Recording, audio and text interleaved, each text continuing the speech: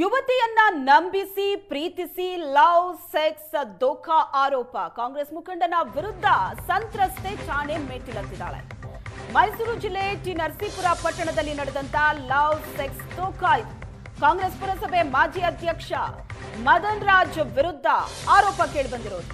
ಮನೆಯಲ್ಲಿ ಒಪ್ಪಲ್ಲ ಅಂತ ನಾಟಕ ಮಾಡಿ ಸಂತ್ರಸ್ತೆಯನ್ನ ನಂಬಿಸಿದ್ದ ಮದನ್ ಇಬ್ರು ವಿಷ ಕುಡಿದು ಆತ್ಮಹತ್ಯೆ ಮಾಡ್ಕೊಳ್ಳೋಣ ಅಂತ ಡ್ರಾಮಾ ಮಾಡಿದ್ದ.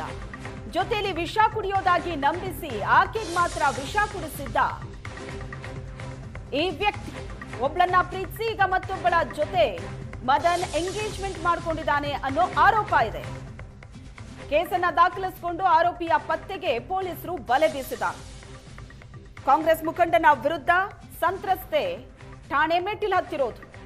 ಯುವತಿಯನ್ನ ನಂಬಿಸಿ ಪ್ರೀತಿಸಿ ಲವ್ ಸೆಕ್ಸ್ ದೋಖಾ ಮಾಡದಂತ ಆರೋಪ ಇದೆ. ಕಾಂಗ್ರೆಸ್ ಪುರಸಭೆ ಮಾಜಿ ಅಧ್ಯಕ್ಷ ಮದನ್ ರಾಜ್ ವಿರುದ್ಧ ಸಂತ್ರಸ್ತೆ ಆರೋಪ ಮಾಡಿದ್ದಾಳೆ. ಮನೇಲಿ ಒಪ್ಪಲ್ಲ ಅಂತ ನಾಟಕ ಮಾಡಿ ಸಂತ್ರಸ್ತೆಯನ್ನ ನಂಬಿಸಿದ್ದ ಮದನ್ ಇಬ್ರು ವಿಷ ಕುಡಿದು ಆತ್ಮಹತ್ಯೆ ಮಾಡ್ಕೊಳ್ಳೋಣ ಅಂತ ನಾಟಕ ಮಾಡಿದ್ನಂತೆ.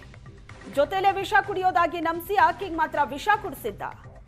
ಒಬ್ಬಳನ್ನ ಪ್ರೀತಿಸಿ ಈಗ ಮತ್ತೊಬ್ಬಳ ಜೊತೆ ಎಂಗೇಜ್ಮೆಂಟ್ ಮಾಡ್ಕೊಂಡಿದ್ದಾನೆ ಮದನ್ ಅಂತ ಸಂತ್ರಸ್ತೆ ಆರೋಪ ಮಾಡಿರೋದು.